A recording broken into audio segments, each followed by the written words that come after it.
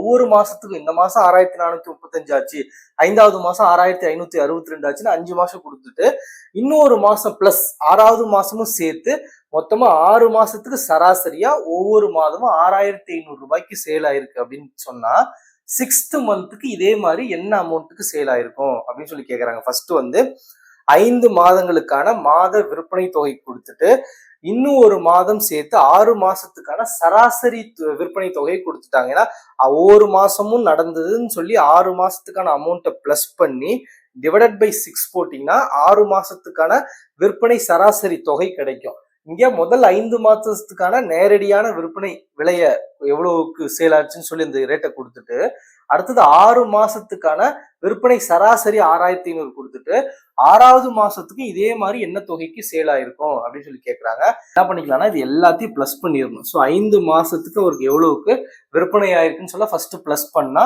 4.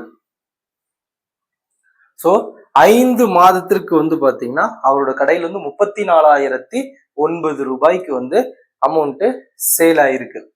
6 மாசத்துக்கு 6,500 ரூபாய் அப்படிங்கிறது 6 மாதத்திற்கு அந்த கடையில சேல் ஆன ஆவரேஜ் அமௌண்ட்.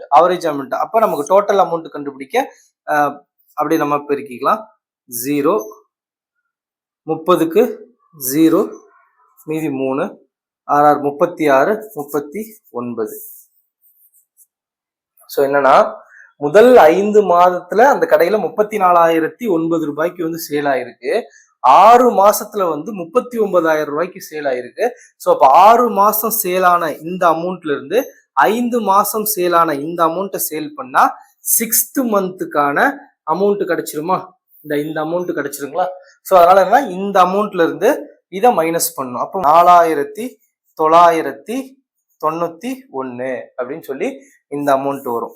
ஸோ இந்த அமௌண்ட் தான் 6வது மாதம் எப்படி ஃபர்ஸ்ட் மாசம், செகண்ட் மாசம், தேர்டு, ஃபோர்த், 5th மாசம் சேல் ஆச்சோ அப்ப 6வது மாசம் வந்து அந்த கடையில 4,991 ரூபாய்க்கு பொருள் வந்து சேல் ஆயிருக்கும். அப்படி இந்த எல்லாத்தையும் பிளஸ் பண்ணி டிவைடட் பை 6 போட்டாதான் மாத சராசரி விற்பனை தொகை 6,500 ரூபாய் அப்படின்னு சொல்லி நமக்கு ஆன்சர் வரும்.